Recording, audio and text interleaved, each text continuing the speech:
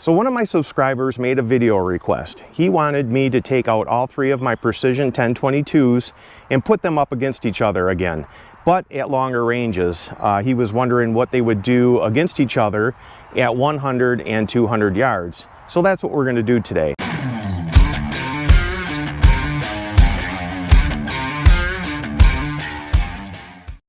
Now, I've never found any one of these rifles to be very consistent at 200 yards. They're not like a bolt gun. You know, there are some trade-offs to a semi-auto. We are losing velocity for the ability to repeat fire like that. So I don't really know what to expect at 200 yards, but we're going to find out. We're going to be using SK long range match.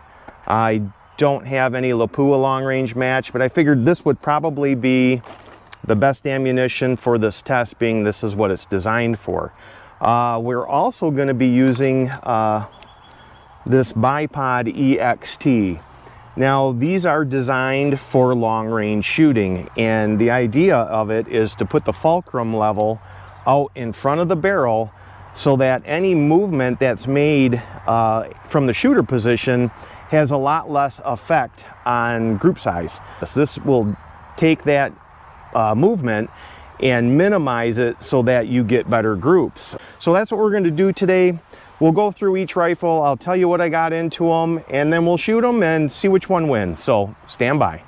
So we're going to start off with the Budget 1022. Now this rifle is sporting a Green Mountain barrel, Brownells bolt and receiver, the Victor Titan stock. I have a BX trigger on it. We're running the Arkin SH4, Arkin mounts, Area 419 rail. So now this rifle, I think I got about, I don't know, 950 into it, all said and done. So this thing is a shooter. It does take a little longer to clean the barrel, but not much. For the price of it, you really can't beat the performance. All right, so we're gonna get started with the budget rifle. Now we're gonna be shooting the RWS Special Match. We're gonna shoot 4 groups and let's see how it does.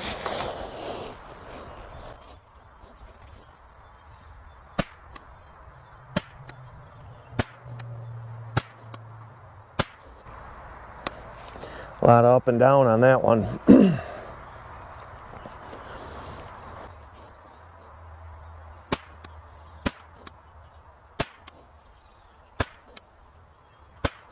Not too bad.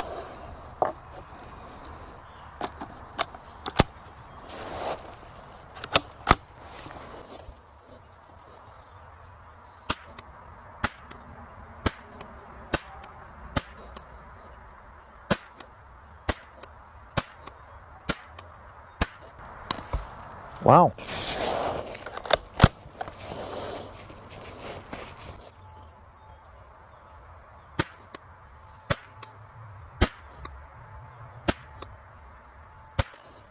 That one opened up a little bit, but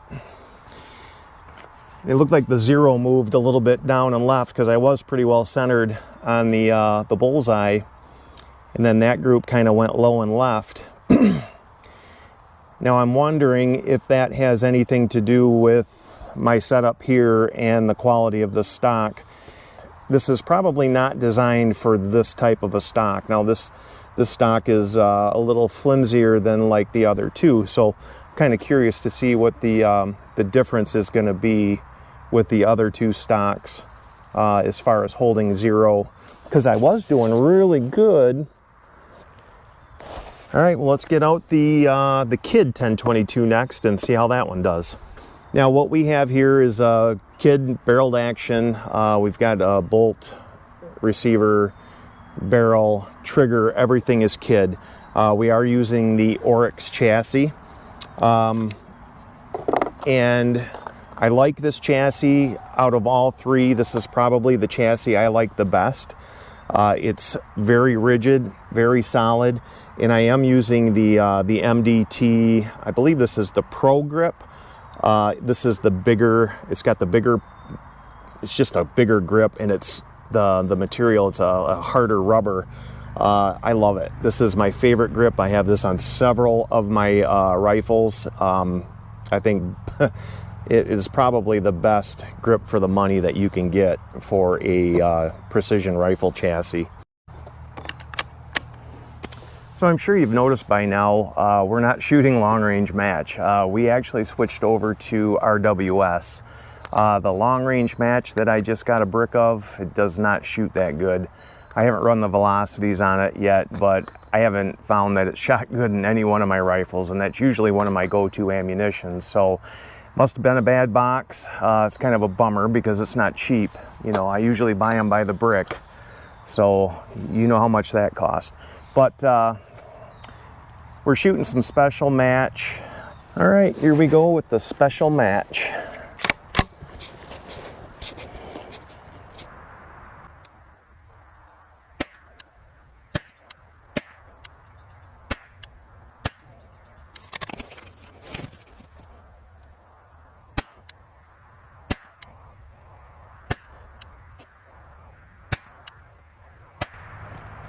I had to pull that last shot. That's unfortunate.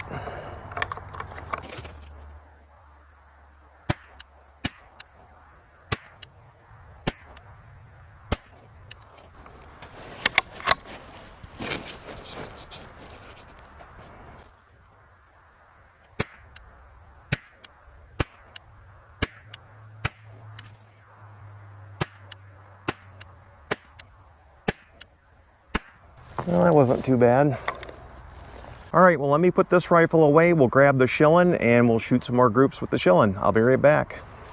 Okay, so now this is the Shilen 1022. Shilen barrel, Brownell's bolt and receiver. This has the KIDD 2-stage trigger in it. This is the KRG Bravo stock.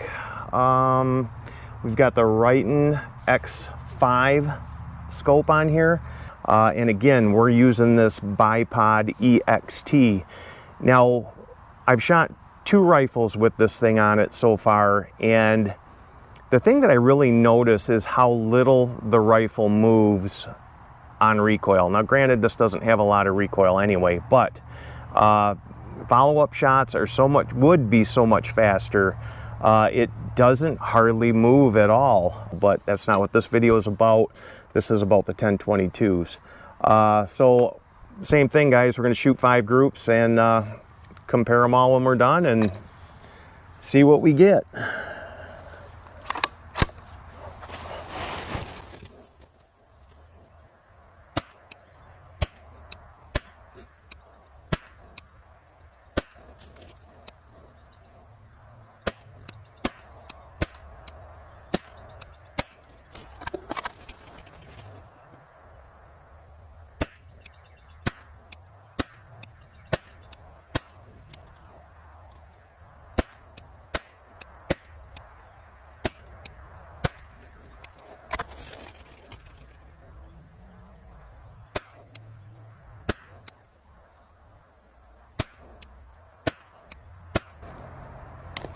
Doesn't look too bad.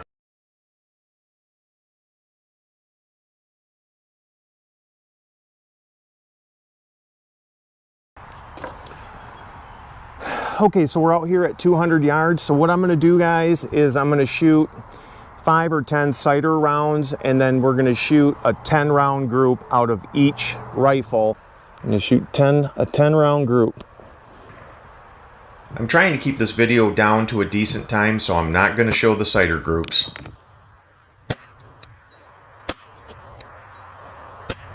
Still low.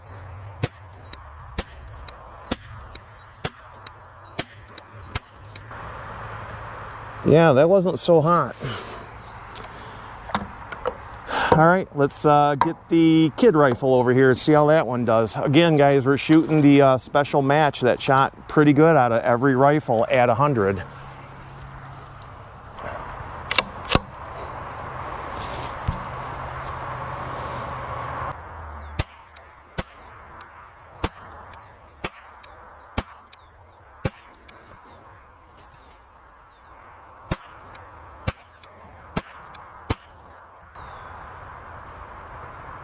Yeah, don't look too good.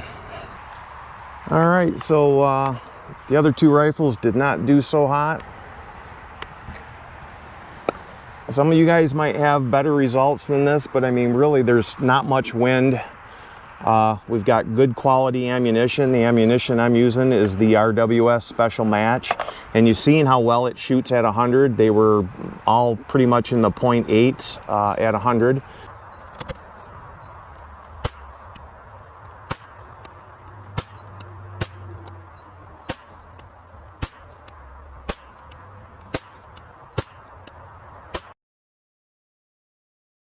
All right, well, that's it. Let me go down. We'll get these things measured up, and then we'll come back for some final thoughts, so stay tuned.